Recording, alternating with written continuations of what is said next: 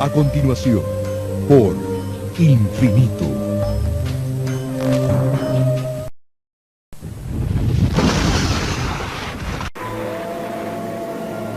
Esto es Infinito Esotérico y Oculto. Infinito, señal del nuevo milenio.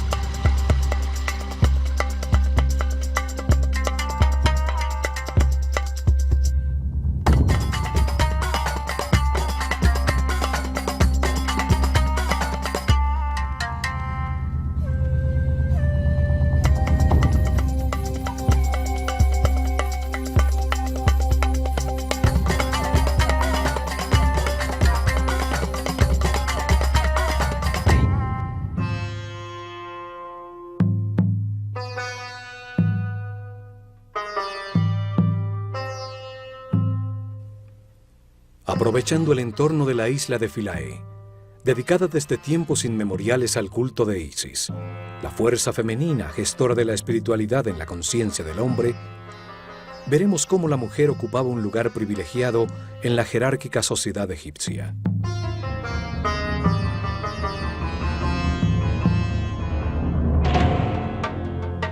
El universo egipcio estaba basado en la pareja, lo masculino y lo femenino, iguales entre sí, responsables de generar el orden en medio del caos, de hacer cada vez más perfecto el mundo, para luego mantenerlo eternamente.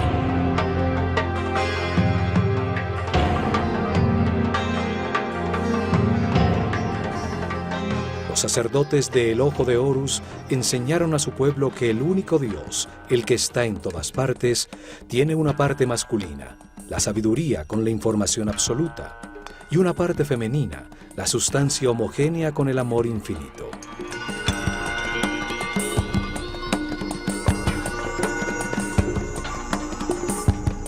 En lo más alto de su ordenado mundo divino, Atum, como llamaban al único Dios, a la sabiduría absoluta cuando aún no había manifestado el universo, ya tenía una parte femenina llamada Nun, la sustancia virginal, la materia indiferenciada y homogénea, las aguas primigenias, el amor infinito.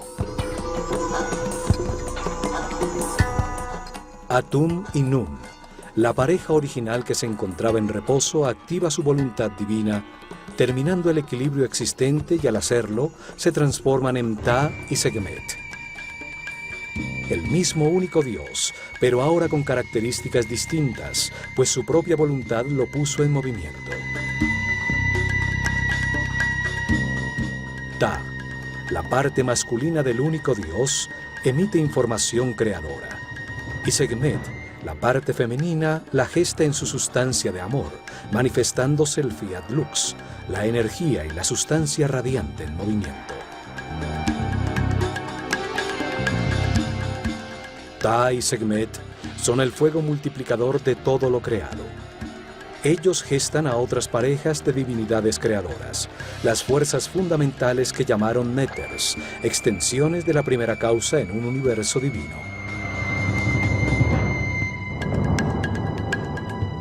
La acción de este fuego radiante sobre sí mismo, sobre la sustancia amniótica original, gesta a Tefnut, la húmeda evaporación, y a Shu, el aire en movimiento.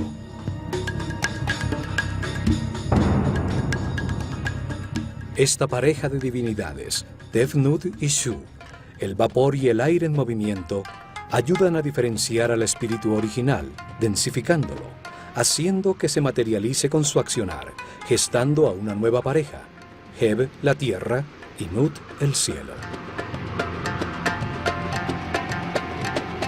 Así se crean los mundos diferenciados en el espacio, los reinos minerales en forma de soles y planetas, sistemas solares y galaxias.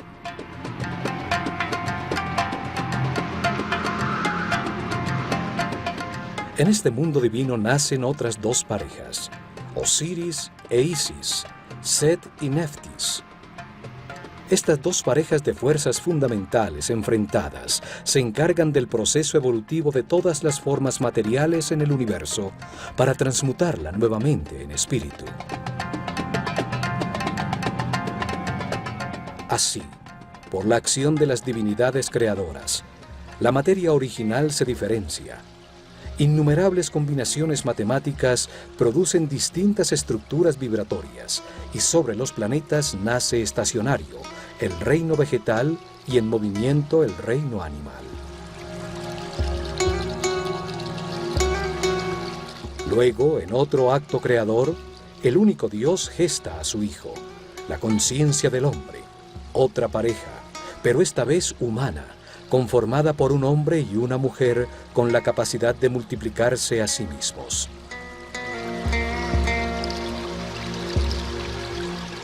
Al realizar este acto, Ta y Sekhmet, la pareja que crea al universo, se transforma en Amon y Mut, el principio masculino y femenino del único Dios cuando crea al hombre.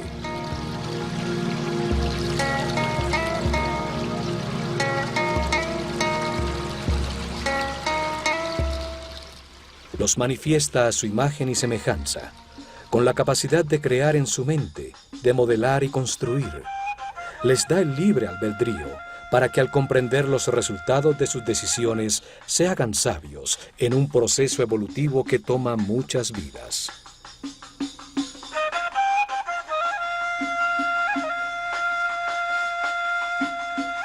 La estructura egipcia del universo divino y humano estaba fundamentada en la pareja. Por todo esto, la mujer con su amorosa presencia jugaba un papel importantísimo en su sociedad. Desde la reina de Egipto que gesta al faraón, las sacerdotisas dedicadas al culto de Isis o Hathor, hasta la humilde madre del más sencillo trabajador, eran respetadas y consideradas igual a los hombres.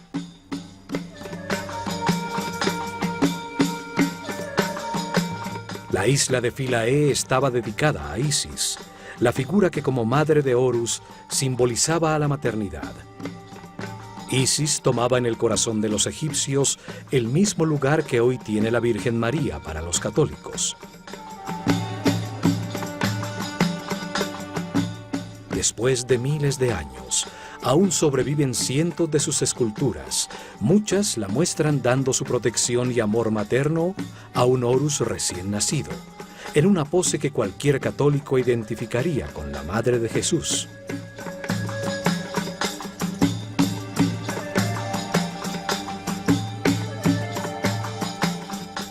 La isla albergó las iniciadas y sacerdotisas dedicadas a su culto en una sociedad igualitaria.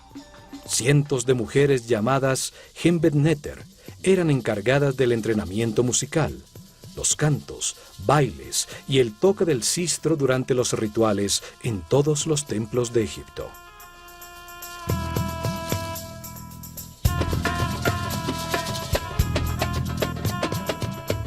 Isis es la personificación de la maternidad devota, la fidelidad y la delicadeza femenina. Isis suministra la sustancia, las emociones superiores, el éxtasis, la intuición que permiten con la acumulación de amor y verdad, la gestación de Horus, la conciencia inmortal y permanente. Isis es la fuerza que impulsa al hombre hacia la espiritualidad a través de todas sus reencarnaciones, mientras abandona poco a poco su animalidad original y se transforma en un ser respetuoso, flexible, sabio, que nace a la conciencia permanente, simbolizada por Horus, su hijo inmortal. Isis es la matriz de esta conciencia permanente. Ella gesta en el mundo interior de todo hombre las emociones superiores, logrando que eleve su frecuencia de vibración. Isis baja desde las dimensiones superiores hacia la conciencia, la inspiración que produce las ideas que dan lugar al arte. Isis impulsa a buscar y reconocer a Dios. impulsa el camino hacia la espiritualidad, conduciendo a que cada hombre, libremente en su interior, pueda sentir la emoción superior de adorarlo, lo que lo lleva al éxtasis.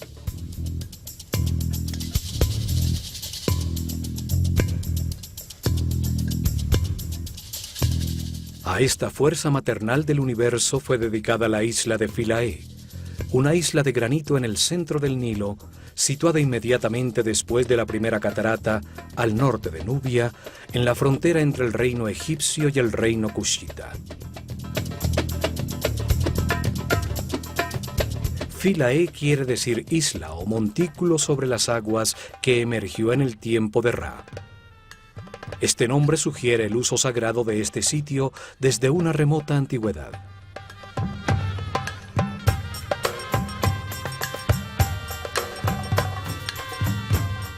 Durante miles de años, los hermosos templos allí ubicados sirvieron como punto multiplicador de la cultura, la religión y el arte egipcios hacia Nubia y Sudán.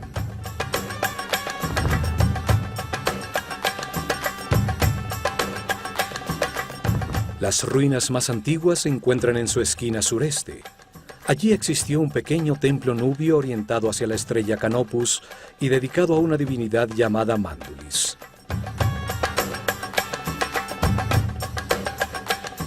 El templo es destruido en alguna de las antiquísimas guerras egipcio-nubias. Y al lado de sus ruinas, los nubios construyen otro templo dedicado a Ares Nufis. Así llamaban ellos a Osiris, el compañero de Isis. Los egipcios toman control de la isla y construyen un primer templo dedicado a Isis. En el año 1250 a.C., Ramsés II dejó una estela en la que afirma haberlo reconstruido. El faraón Taharka hace lo mismo en el año 680 a.C. Y 120 años después, en el año 560 a.C., el faraón Amasis ordena tallar las figuras de su pílono.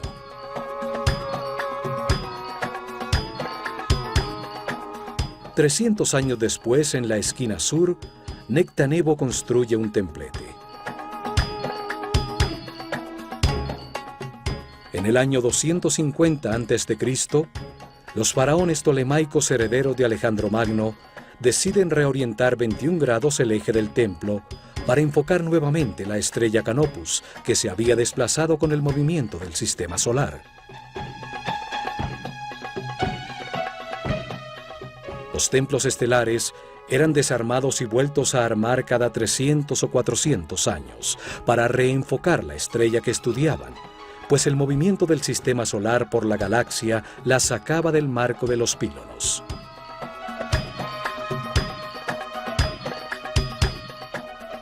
El templo debía haber sido movido en su totalidad para acomodarse al nuevo eje. Pero en estos tiempos finales, los intereses de los Ptolomeos estaban más enfocados a Grecia y Macedonia por sus rivalidades con los otros reyes helenos, entre los que Alejandro Magno dividió su imperio.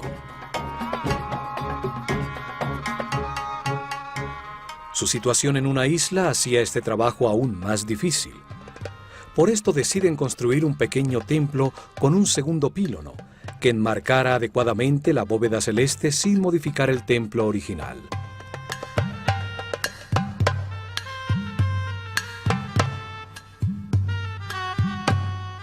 Alejandría se había convertido en la capital de Egipto y el griego en su idioma oficial. En el año 31 a.C., Cleopatra VII fue derrotada en la batalla de Actium, y con su suicidio Egipto cayó en manos de Octavio, quien se convirtió en Augusto, el primer emperador romano.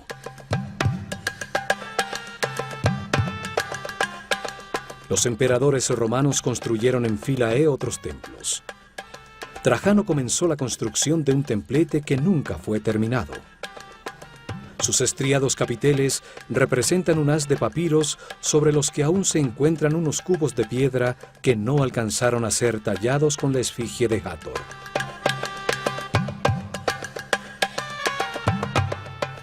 Philae fue uno de los últimos sitios en todo Egipto donde permanecieron sacerdotes dedicados al antiguo culto. Desde allí surgieron las sectas gnósticas, que más tarde con nombres como Rosacruces, masones e Illuminatis conservarían en secreto los conocimientos egipcios. En el año 553 después de Cristo, la isla, uno de los últimos bastiones del llamado paganismo egipcio, fue dedicada a San Estefan y a la Virgen María por decreto del emperador Justiniano. En el siglo XX, la isla de Philae quedó sumergida por la represa de Asuán. Con fondos de la UNESCO, el templo y las otras construcciones sobre ella fueron desarmadas pieza por pieza y reconstruidas en la isla de Agilkia, a la que se le dio la forma de la isla original.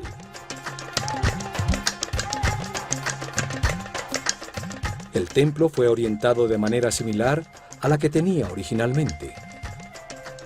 Norman Lockyer registró el eje del templo original a los 76.5 grados al suroeste, con el objeto de enfocar los movimientos de la estrella Canopus sobre el polo sur, la misma hacia la que estaba orientada el templo de Edfu.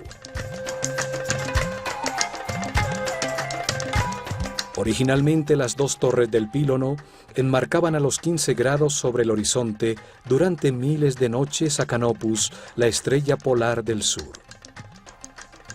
Una nueva confirmación que todos los templos egipcios estaban orientados hacia una estrella o hacia el sol.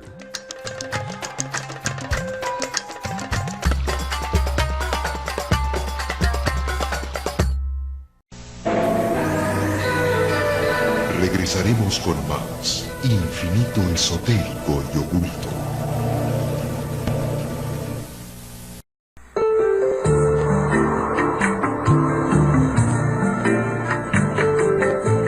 Estás viendo Infinito. Abre tu mente.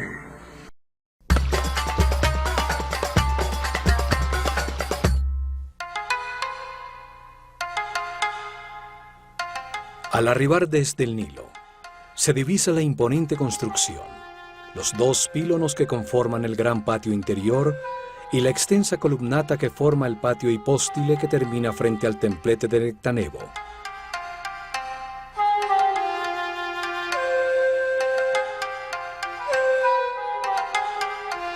El gran patio exterior toma una forma trapezoidal por la disposición de una doble columnata formada por 32 columnas, construidas en un ángulo que se abre hacia el templo, produciendo una ilusión de mayor profundidad.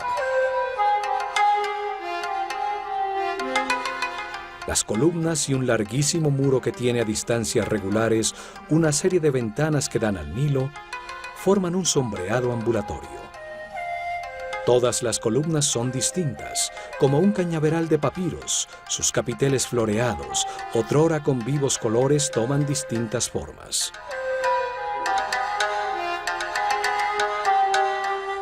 Las mujeres se iniciaban como sacerdotisas en los templos dedicados al culto de las divinidades femeninas, como Isis o Hathor. En ellos formaban a las responsables de la música y la danza, que acompañaban a los rituales en todos los templos de Egipto.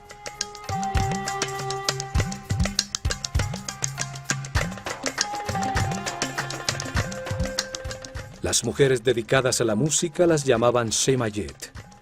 Podían también servir a las divinidades masculinas e inclusive convertirse en escribas. Pero era la mujer la encargada de tocar el sistro, cuyo sonido apaciguaba a las divinidades y permitía descansar a la mente del hombre.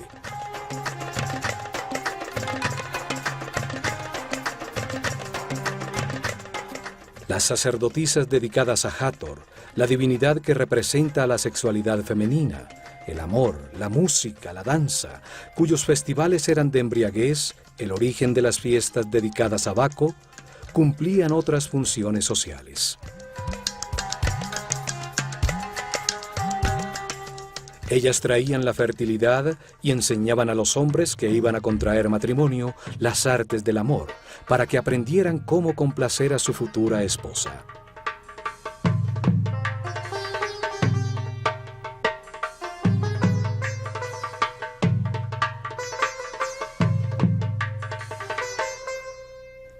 Al este, Sobre la columnata del gran patio se encuentra un pequeño templo dedicado a Imhotep, el sumo sacerdote que construyó la pirámide escalonada de Saqqara y dejó los planos y diseños de los templos de Dendera y Edfu.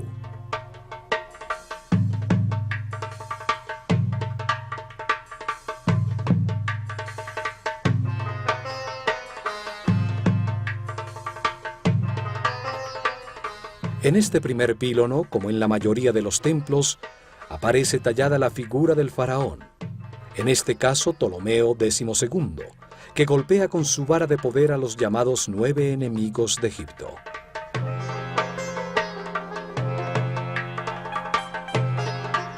Era una especie de conjuro gráfico simbólico que mantenía alejadas las fuerzas del caos y proclamaba la voluntad del faraón, el mediador entre el hombre y la divinidad, de mantener el orden en Egipto y en todo el cosmos. El enfrentamiento de orden y caos son una muestra de la manera dual como los egipcios veían el universo. Así también el país tiene dos tierras, el largo valle del Nilo llamado Alto Egipto y el delta, en el que se abre cuando llega al Mediterráneo llamado el Bajo Egipto.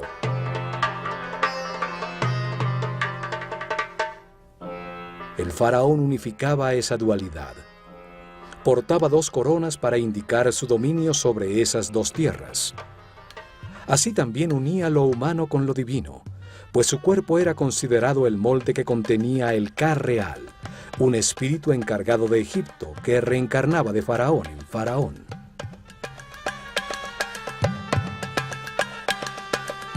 Por esto, el faraón, el más importante de todos los egipcios vivientes, representaba el nivel de conciencia alcanzado por su pueblo durante su reinado.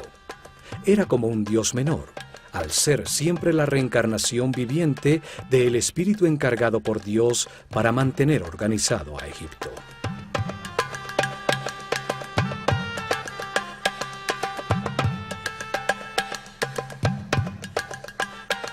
El nuevo pílono tiene dos mástiles, donde ondeaban las banderas.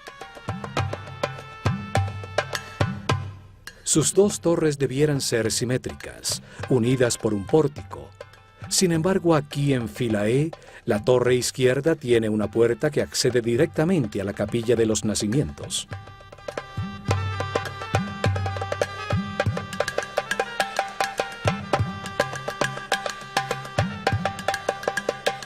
Posteriormente, en el período de dominación romana, un pórtico fue adosado al primer pílono.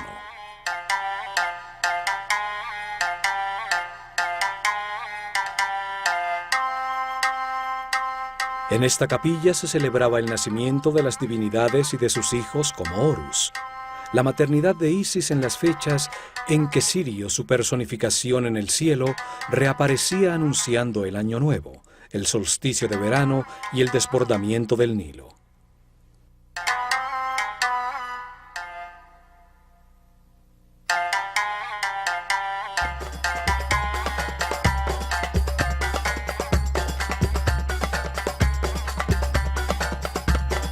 La capilla de los nacimientos con sus columnas atóricas reemplazó al templo principal como observatorio astronómico, en los tiempos anteriores a que los romanos construyeran las columnatas que dan forma al patio trapezoidal.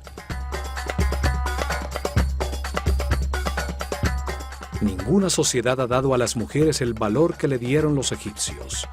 Su sociedad era igualitaria entre hombre y mujer. Esto era debido a su concepción filosófica de Dios.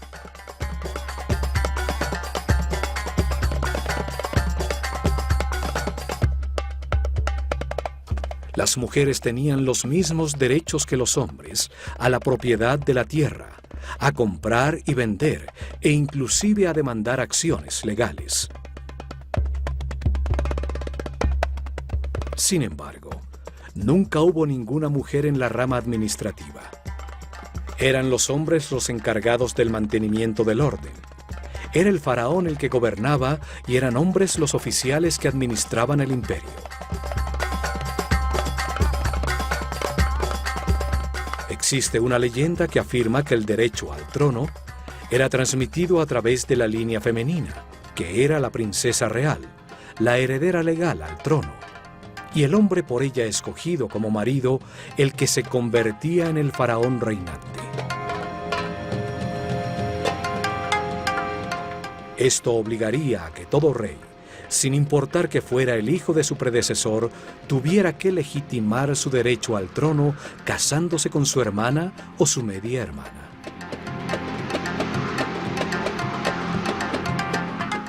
Sin embargo, no existe una línea directa de herederas que confirme esta leyenda. Se sabe que los faraones eran polígamos y que las esposas principales de Tutmosis III, Amenhotep II y III, no eran de familia real.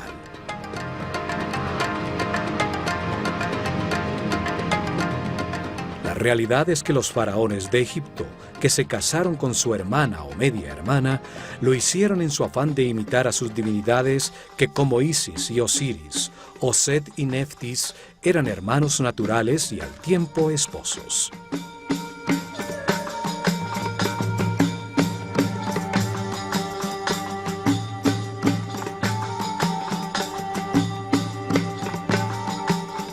Al casarse con su hermana o con su hija, el faraón se apartaba de sus súbditos, que nunca se casaban así, y se colocaba en el nivel de las divinidades, reafirmando su derecho divino a reinar. Una mujer faraón no era una opción normal en Egipto. La faraona Hatshepsut llega al trono como regente de su hijastro Tutmosis III, hijo de su esposo y medio hermano Tutmosis II, con otra mujer. Una vez en el poder, ella se viste como hombre y adopta el poder del faraón.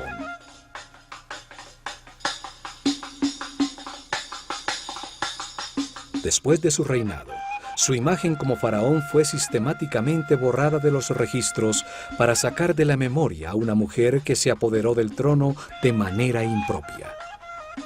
Sin embargo, sus ilustraciones como reina aún permanecen intactas.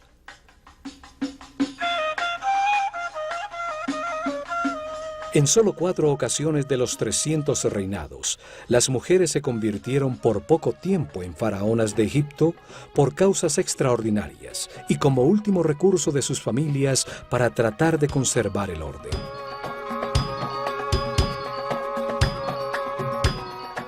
La primera fue la reina Nitiriket, quien reinó al final de la sexta dinastía, en el comienzo del caos que hoy es llamado el primer período intermedio.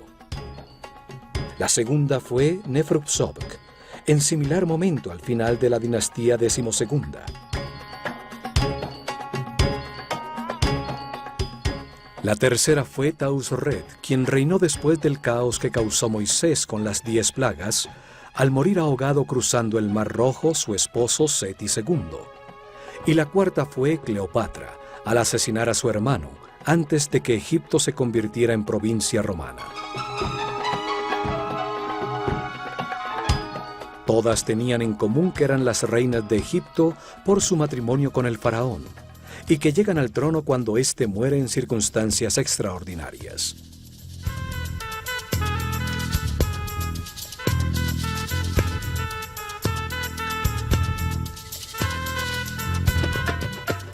Los sacerdotes podían casarse, pero solo se les permitía una sola mujer, mientras que el resto de los hombres, incluido el faraón, podían tener cuantas quisieran, a pesar de que la mayoría optaba por tener una sola.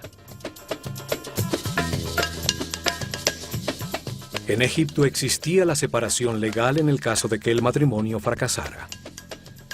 El hombre estaba obligado a devolver todas las propiedades y riquezas que la familia de su mujer había aportado como dote, más una parte de las suyas para los hijos que hubieran tenido. Para ello, solo tenían que pronunciar ante testigos de las 2 familias y del sacerdote del templo que les correspondía la siguiente fórmula: yo me separo de ti como esposa o esposo y me alejo de ti para siempre. Renuncio a mis derechos sobre ti. Que la vida te dé otro compañero o compañera en el lugar al que te quieras dirigir.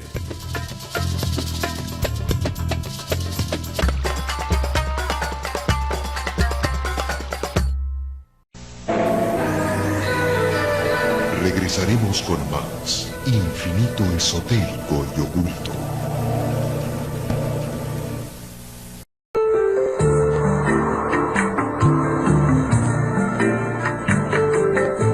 Estás viendo Infinito. Abre tu mente.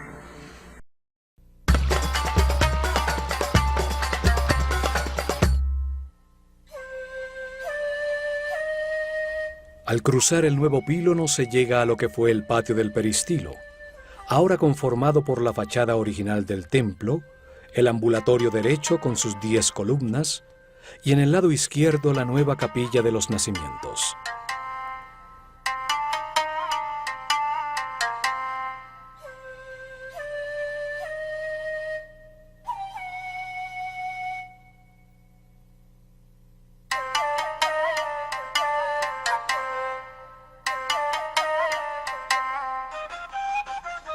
En este patio se encuentra la estela con el cartucho de Ptolomeo y Cleopatra que le sirvió a Champollion para descifrar el decreto contenido en hieroglifos, griego y demótico en la famosa piedra de Rosetta.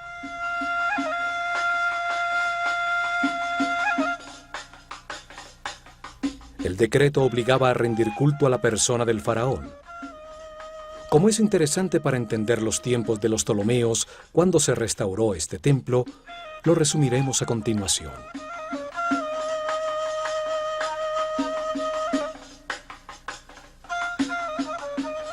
Se decreta que todos los templos en Egipto deben destinar en su interior al lado de los santuarios de los dioses uno que mantenga una imagen en oro del eterno rey Ptolomeo, el amado de Ptah, el dios Epifanio Eucaristos, frente al cual debe colocarse la figura de la divinidad principal del templo, entregándole el arma de la victoria. Todo debe ser manufacturado en el estilo egipcio, y los sacerdotes con sus sagradas vestiduras deben prestarles adoración 3 veces por día, realizar en su honor todos los rituales y en las festividades egipcias cargarlo en las procesiones en igualdad con los otros dioses.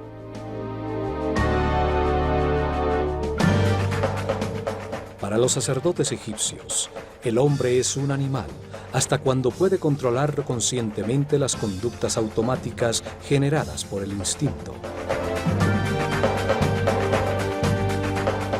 Las reacciones automáticas del instinto permiten a los animales y al hombre ignorante generar, mantener y defender la vida.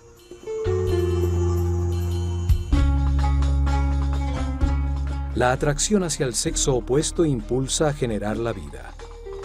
Los deseos son un mecanismo de la naturaleza para indicar una carencia que se necesita suplir para mantener la vida. El miedo impulsa a huir o a agredir para defender la vida.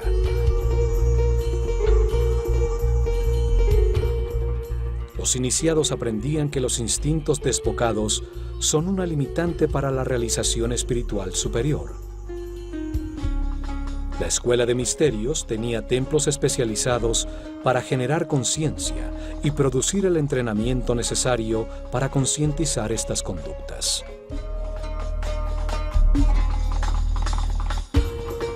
El instinto de agresión era controlado en templos como Komombo.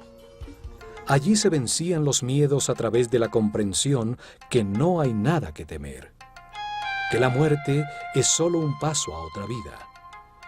Se aprendía que el miedo solo gasta la energía vital, la que se necesita para lograr la paz interior.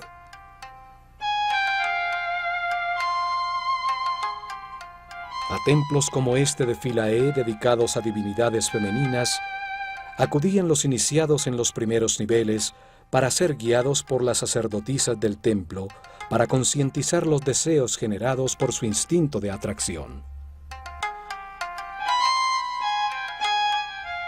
El deseo permite al hombre reconocer una necesidad o una atracción. Produce una reacción de agrado o rechazo en los centros emocionales que a su vez conecta en la mente los sentimientos. Pero los sentimientos tienen polaridad. Pueden ser de alegría o de tristeza. Pueden producir satisfacción o insatisfacción. Por eso es tan importante comprender qué los genera, para así aprender a controlarlos de característica negativa.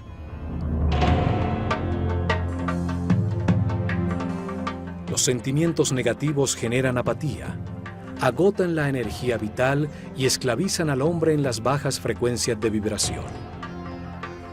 Los egipcios creían que el camino evolutivo comienza con el control de los centros inferiores, al hacer conscientes las conductas automáticas.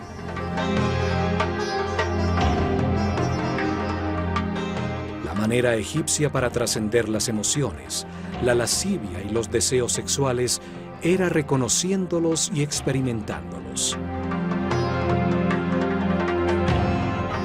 Un ser inexperto e inocente es fácilmente descontrolable.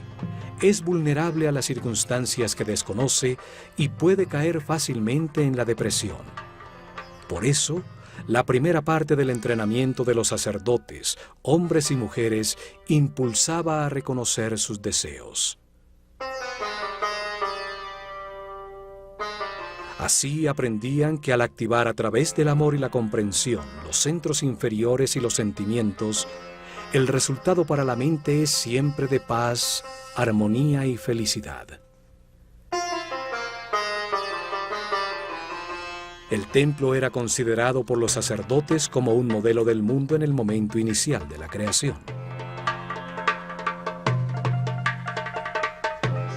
En ese momento Dios manifestó el universo, emergiendo un montículo de tierra de las aguas del caos, de manera similar a lo que sucedía cuando las aguas desbordadas del Nilo se replegaban todos los años, permitiendo que el Dios creador apareciera, trayendo nueva vida al país. El acceso a través de una escalinata hace que el santuario se convierta en el montículo de la creación, donde Isis, la deidad de este templo, se manifestaba dentro de la estatua que la personificaba. Al ascender al interior, se llega a un pequeño patio rodeado de columnas, ubicado en el centro del llamado Salón de la Vida, un salón hipóstile con altísimas columnas. El salón hipóstile frente a los espacios interiores del templo representa el pantano en el montículo original de la creación, donde crecen las plantas y papiros simbolizados por las columnas del templo. El espacio central, abierto, hacía las veces de capilla pura, donde las figuras simbólicas eran expuestas a la luz del sol para que en un antiquísimo ritual renovaran su energía. Aquí se celebraba la bondad del sol por crear y sostener el mundo, para renovar de energía las fuerzas creadoras, las que impulsan en la conciencia del hombre el proceso evolutivo que retornará la materia de vuelta a Dios.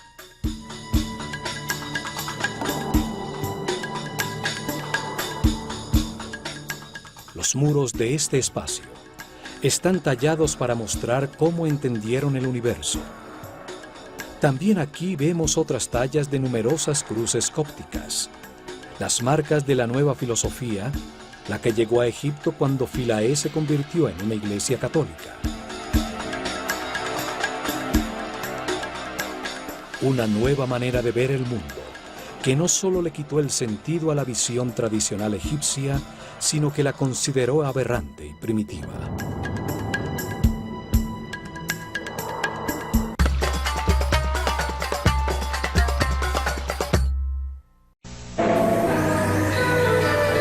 Regresaremos con más Infinito Esotérico y Oculto.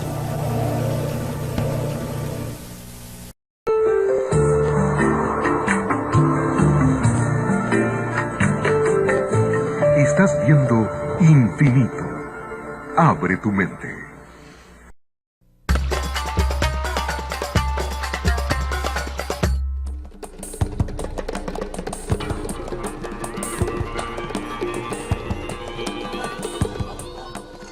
El Salón de la Vida, o Per Ankh, sirvió como un scriptorium donde se escribían, copiaban, editaban y almacenaban los textos sagrados.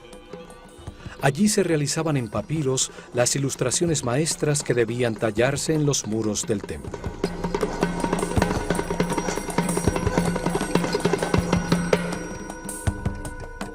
También en estos salones de la vida, en todos los templos de Egipto, se realizaron los papiros con las copias del libro de los muertos utilizadas en sus ritos funerarios.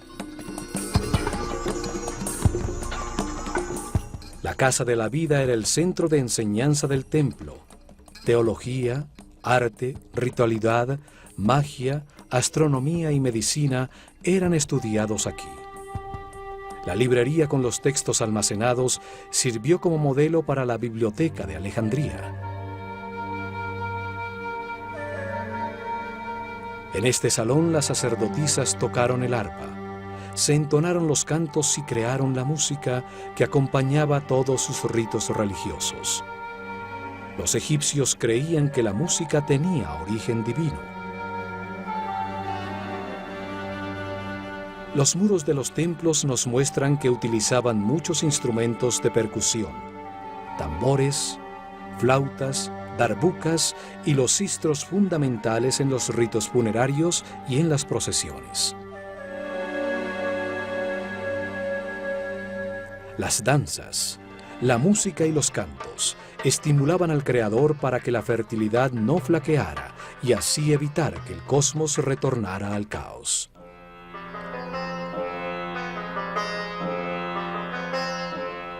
Las sacerdotisas también se encargaban de cuidar a los enfermos que llegaban a los sanatorios del templo en busca de la ayuda y del conocimiento de los sacerdotes. La música era utilizada como instrumento de sanación espiritual y material, y las notas musicales eran utilizadas como medida entre la tierra y los planetas. Al danzar se adoraba a Dios, la fuerza del amor, la felicidad, el baile y la música.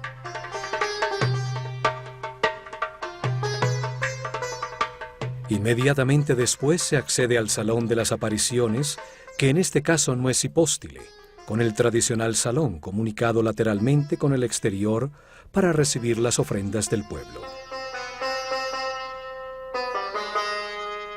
Sus muros contienen escenas que, como en todos los templos de Egipto, no tienen ningún fondo. La interacción del faraón y las divinidades sucede fuera del tiempo y del espacio.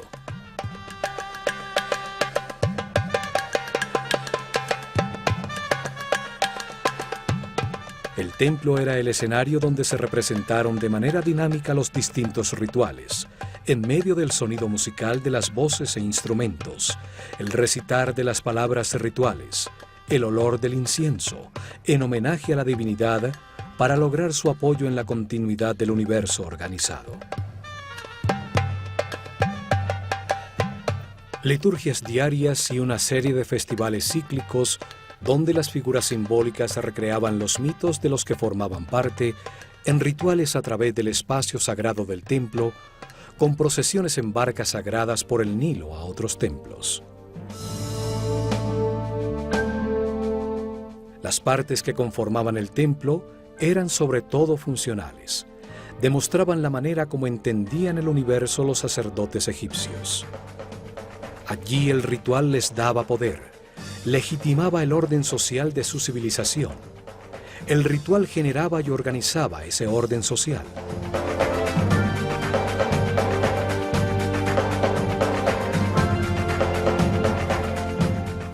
Luego se llegaba a la cámara de las ofrendas. En su lado izquierdo estaba el salón de la barca de oro, utilizada para portar la imagen sagrada en las procesiones y festivales. Desde la antecámara, una larga escalera recta conducía a la azotea del templo, donde se realizaron las ceremonias y los registros de los cielos como en los otros templos de Egipto.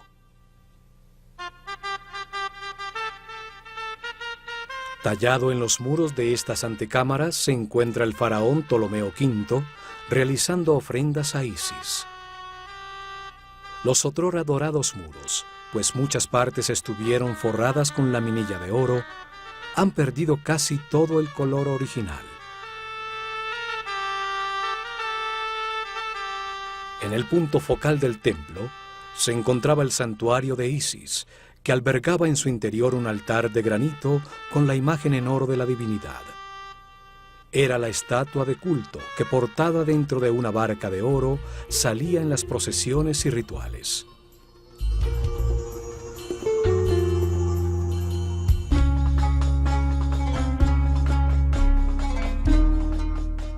Isis, la Virgen Madre egipcia, que gesta a Horus de manera inmaculada, porta sobre su cabeza la forma de un trono, una silla simbólica sobre el chakra de la corona, sobre la que se sentará la conciencia permanente de todo hombre a reinar eternamente. Isis es la traducción griega del nombre egipcio Aset, que significa trono de la conciencia.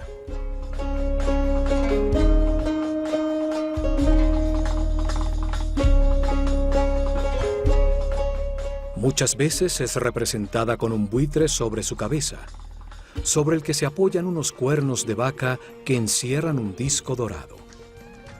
El buitre vuela dedicado por entero a sus crías, transforma en su interior las sustancias en descomposición, convirtiéndolas en alimento, en nueva vida.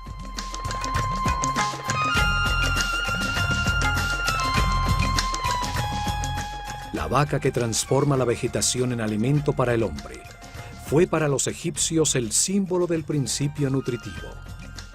Sus cuernos tienen la forma de la luna en creciente.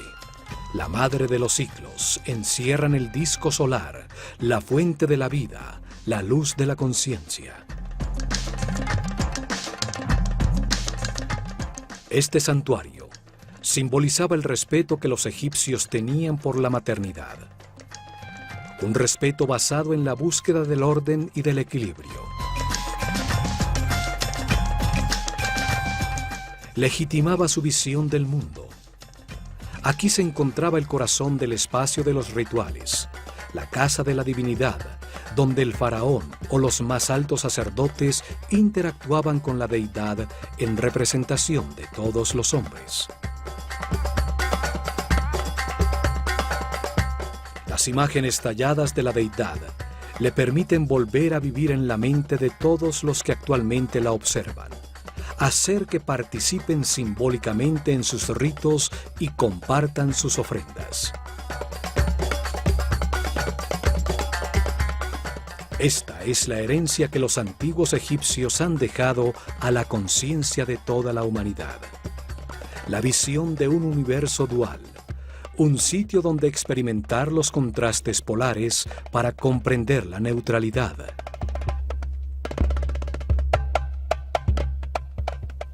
Una escuela diseñada por Dios de manera perfecta para transformar en muchas reencarnaciones a un inocente en un sabio, a un animal en un superhombre, gracias a la experiencia adquirida con sus propias decisiones.